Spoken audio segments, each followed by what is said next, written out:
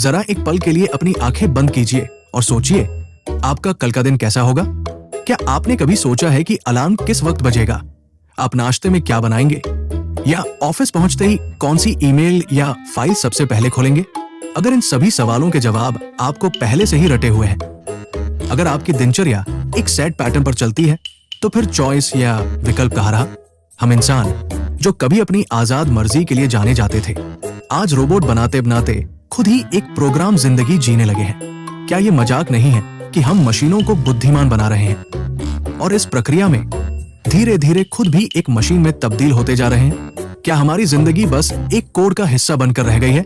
ये सवाल हमें कहीं ना कहीं झकझोरता है कि क्या हम इस प्रक्रिया में अपनी इंसानियत, अपनी मौलिकता खोते जा रहे हैं।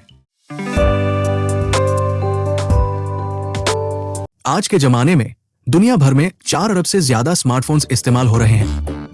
ये आंकड़ा चौंकाने वाला है ना? और तो और एक औसत इंसान हर 12 मिनट में अपनी फोन स्क्रीन चेक करता है। सोचिए, हर 12 मिनट। हमारी याददाश्त, रास्ता ढूंढने की हमारी क्षमता, यहाँ तक कि हमारे मूड तक को आज एक ऐप या एल्गोरिदम बताने लगा है। अगर आप थके हुए हैं तो YouTube का ऑटो प्ले आपको बिना कुछ सोचे समझे अगला वीडियो दिखा देता है। ये एल्गोरिदम इतनी अच्छी तरह से जानता है कि आपको अगला वीडियो कौन सा चाहिए कि हमें कई बार उसे बंद करना भी मुश्किल लगता है। ये सब देखकर एक सवाल मन में उठना लाजमी है, अगर मेरी पसंद एल्गोरिदम तय कर रहा है तो फिर मेरी पसंद बची ही क्या? क्या मैं सच में कुछ चुन रहा हूँ या बस वही देख रहा हूँ जो मुझे दिखाया जा रहा है? और ये सिर्फ हमारी आदत की बात नहीं है, ये चीज हमारे अंदर एक गहरी चिंता पैदा कर रही है।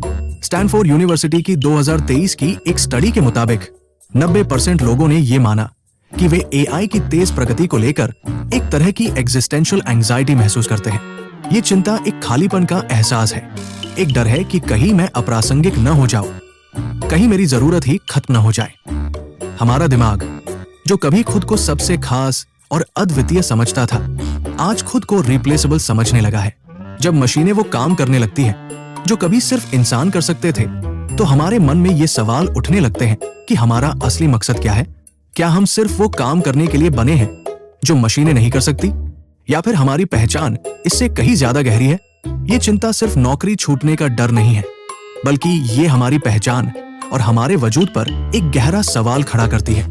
हम अपनी यादों, अपनी सोच, अपने फैसलों को मशीनों के हवाले करते जा रहे हैं और इस कॉग्निटिव ऑफलोडिंग के दूरगामी परिणाम हो सकते हैं। हमारी रचनात्मकता, हमारी समस्या सुलझाने की क्षमता और यहाँ तक कि हमारी सहज ज्ञान शक्ति भी इससे प्रभावित हो रही है। चलिए आपको प्रणव की कहानी सुनाता हूँ। प्रणव 28 साल का है और गुड़गांव में एक प्रोडक्ट मैनेजर है। उसकी जिंदगी पूरी तरह से एल्गोरिदम और एआई के इशारों पर चलती है। सुबह उठने से पहले ही गूगल असिस्टेंट उसे बताता है, 7:05 पर उठो, ट्रैफिक 14% ज्यादा है, कॉफी स्ट्रॉन्ग बनाओ, 1 चम्मच चीनी डालो। सोचिए, उसकी सुबह की पहली पसंद भी उसकी अपनी नहीं होती। ऑफिस में उसका जीरा बॉट उसे दिन भर के टास्क लाइन से बताता रहता है। लंच में कैलोरी काउंटर ऐप उसके लिए थाली बनाता है, उसे बताता है कि क्या खाना है और कितना खाना है। रात को स्लीप टाइम ऐप उसे आइडल बेड टाइम यानी सोने का सही वक्त बताता है ताकि उसकी नींद ऑप्टिमाइज हो सके। 3 महीने बाद प्रणव को सच में ऐसा लगने लगा कि वो खुद किसी कोड का हिस्सा है, जैसे उसकी जिंदगी एक प्रोग्राम के तहत चल रही हो। उसने दोस्तों से बात करना कम कर दिया क्योंकि उसके वेक ऐप ने उसे सलाह दी थी, फोकस के लिए सोशल नॉइज कम करो। एक दिन प्रणव ने सोचा, मैं खुद से कोई फैसला लेना ही भूल गया हूं। मुझे ऐसा लगता है जैसे मैं किसी और की स्क्रिप्ट पर चल रहा हूं। ये कहानी सिर्फ एक प्रणव की नहीं है, ये हम में से कई लोगों की कहानी है जो अनजाने में अपनी मर्जी को मशीनों के हाथों सौंप रहे हैं। यूके की NHS नेशनल हेल्थ सर्विस की एक रिपोर्ट बताती है कि जिन लोगों ने डेली रूटीन एप्स का इस्तेमाल बढ़ाया, उनमें डिसीजन फटीग यानी फैसले लेने की थकान 37% बढ़ गई। ये लोग खुद को ऑटो पायलट मोड में पाते हैं, जहां उन्हें लगता है कि उनकी जिंदगी अपने आप चल रही है, उन्हें कुछ तय करने की जरूरत ही नहीं। हमने मशीनों को सिखाया ऑप्टिमाइजेशन यानी हर चीज को बेहतर बनाना, और इस चक्कर में हमने खुद विकल्प गवा दिए। हमने अपनी पसंद की शक्ति खो दी। क्या ये विडंबना नहीं है कि हम अपनी जिंदगी को बेहतर बनाने की कोशिश में उसे इतना स्वचालित कर देते हैं कि उसमें से जीवन ही निकल जाता है? हम अपनी सुविधा के लिए अपनी आजादी का सौदा कर रहे हैं। और हमें इसका एहसास भी नहीं हो रहा। ये सिर्फ एक व्यक्तिगत समस्या नहीं, बल्कि एक सामाजिक बदलाव का संकेत है, जहां हम सामूहिक रूप से अपनी निर्णय लेने की क्षमता को मशीनों के हवाले कर रहे हैं। अब थोड़ी दर्शन शास्त्र की बात करते हैं, क्योंकि ये सवाल सिर्फ तकनीक का नहीं, बल्कि हमारी इंसानियत का है। पश्चिम के महान दार्शनिक सोरेन किरकेगार्ड ने एक बड़ी गहरी बात कही थी। असली डर वो है जब इंसान आजादी को छोड़कर सुरक्षा चुन लेता है। एआई हमें यही सुरक्षा देता है। सबसे सही ट्रैफिक रूट, सबसे सटीक ग्रामर, यहाँ तक कि सबसे परफेक्ट लाइफ पार्टनर की चॉइस भी एआई हमें सुझा सकता है। ये सब हमें एक आरामदायक और सुरक्षित जीवन का भ्रम देते हैं, लेकिन इस सुरक्षा के चक्कर में हमारी असली आजादी कहीं पीछे छूट जाती है। क्या हम इतना डर गए हैं कि हम अपनी मर्जी से गलतियां करने का भी जोखिम नहीं उठाना चाहते? क्योंकि अक्सर गलतियों से ही हम सीखते हैं और आगे बढ़ते हैं। जब हर चीज पहले से तय हो तो विकास कहां से आएगा? भारतीय दर्शन इसे धर्म के जरिए बहुत खूबसूरती से समझाता है। धर्म सिर्फ रिलीजन नहीं है, ये एक व्यापक अवधारणा है जो हमारे मोरल रिस्पॉन्सिबिलिटी, हमारे कर्तव्य और हमारे सही रास्ते को दर्शाती है। महाभारत में भगवान कृष्ण ने अर्जुन को याद दिलाया था, स्वधर्मे निधन श्रेय, यानी अपना रास्ता खुद चुनना सबसे बेहतर है। भले ही वो कठिन हो, भले ही कोई एल्गोरिदम तुम्हें दूसरा आसान रास्ता बताए, तुम्हें अपना स्वधर्म यानी अपने अंदर की आवाज को सुनना चाहिए। आज हमारा स्वधर्म क्या है? क्या वो हमारी रचनात्मकता, हमारी करुणा, हमारी जिज्ञासा नहीं है? ये वो गुण हैं जिन्हें एआई कभी कॉपी नहीं कर सकता, क्योंकि ये हमारी आत्मा का हिस्सा है। ये वो चीजें हैं जो हमें सचमुच इंसान बनाती है। इंसानी दिमाग के पास 86 अरब न्यूरॉन है। ये एक अविश्वसनीय रूप से जटिल संरचना है, लेकिन एआई से भी बड़ी ताकत हमारे पास कॉन्शियसनेस यानी हमारी चेतना है। ये चेतना ही हमें सोचने, महसूस करने, अनुभव करने और अपने अस्तित्व को समझने की शक्ति देती है।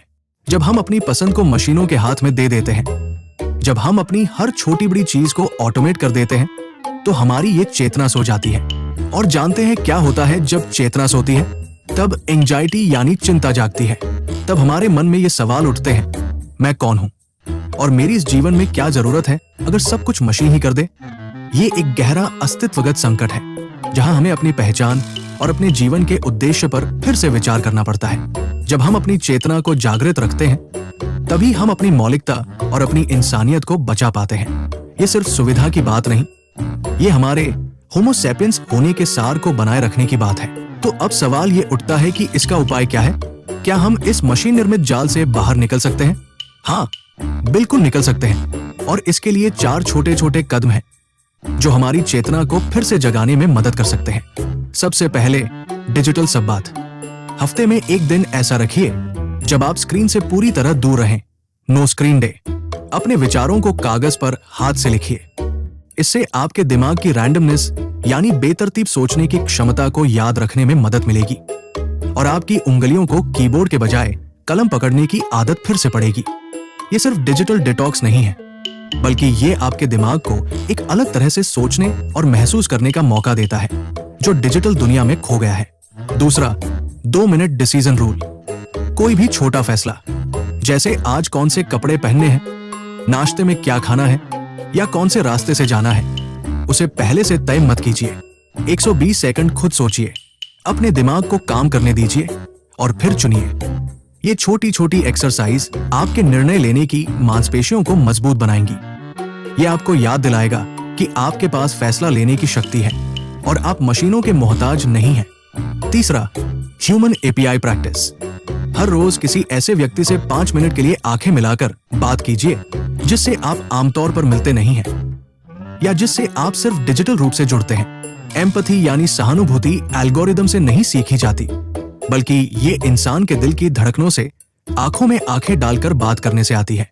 ये आपको दूसरों से जुड़ने और अपनी इंसानियत को महसूस करने में मदद करेगा, जो वर्चुअल दुनिया में कहीं खो जाती है। और अंत में, वाई ऑडिट प्रैक्टिस कीजिए। रोज रात को सोने से पहले 3 वाक्य लिखिए। आज मैंने क्या चुना, मैंने क्यों चुना और मुझे कैसा महसूस हुआ। ये एक साधारण लेकिन शक्तिशाली रिफ्लेक्टिव लूप है जो आपकी चेतना को जगाए रखता है। ये आपको अपने फैसलों, अपनी भावनाओं और अपने अनुभवों पर विचार करने का मौका देता है, जिससे आप अपने जीवन के प्रति ज्यादा जागरूक बनते हैं। मिडकी 2024 की एक स्टडी बताती है कि जिन वॉलंटियर्स ने 21 दिनों तक इन आदतों को अपनाया, उनकी सेंस ऑफ एजेंसी यानी अपनी मर्जी से काम करने का एहसास 28% बढ़ गया और उनका कॉर्टिसोल स्ट्रेस यानी तनाव का स्तर कम हुआ।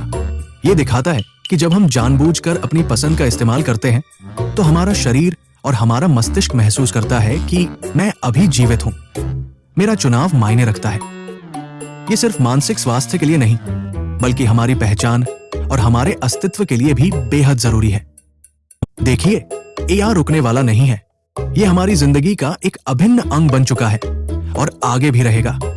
लेकिन हमारा काम ये सुनिश्चित करना है कि एआई सिर्फ एक टूल बना रहे, हमारा मालिक न बन जाए। जब हम एल्गोरिदम को आंख मूंद कर फॉलो करते हैं तो हम सिर्फ एक यूजर बनकर रह जाते हैं, एक ऐसा यूजर जिसे मशीनें नियंत्रित करती हैं। लेकिन जब हम एल्गोरिदम पर सवाल उठाते हैं, जब हम अपनी पसंद और अपनी सोच का इस्तेमाल करते हैं, तब हम इंसान रहते हैं, तब हम अपनी इंसानियत को बचाते हैं। ये सवाल केवल आपकी व्यक्तिगत पसंद का नहीं है, ये पूरी मानव प्रजाति का सवाल है। निक बॉस्ट्रम जैसे दार्शनिकों ने हमें वैल्यू लॉक इन के खतरे से चेताया है। इसका मतलब है कि एआई ऐसे नियम या मूल्य निर्धारित कर सकता है जिन्हें भविष्य में बदला न जा सके। अगर ऐसा हुआ तो हमारी आने वाली पीढ़ियों को आजादी का मतलब ही पता नहीं चलेगा। उन्हें यह भी नहीं पता होगा कि अपनी मर्जी से कुछ चुनना कैसा लगता है। इससे पहले कि ऐसा हो, हमें आज ही ये तय करना है, क्या हम सिर्फ एक कंज्यूमर बनकर रहना चाहते हैं जो सिर्फ चीजों का उपभोग करता है, या हम एक क्रिएटर बनना चाहते हैं जो दुनिया में कुछ नया रचता है? क्या हम प्रोग्राम होकर जीना चाहते हैं, या हम एक कवि की तरह अपनी जिंदगी की कविता खुद लिखना चाहते हैं? आपका हर छोटा सा चुनाव, आपकी हर छोटी सी पसंद इस बड़े भविष्य के लिए एक वोट है। यह तय करेगा कि इंसानी वजूद का अगला अध्याय कैसा होगा।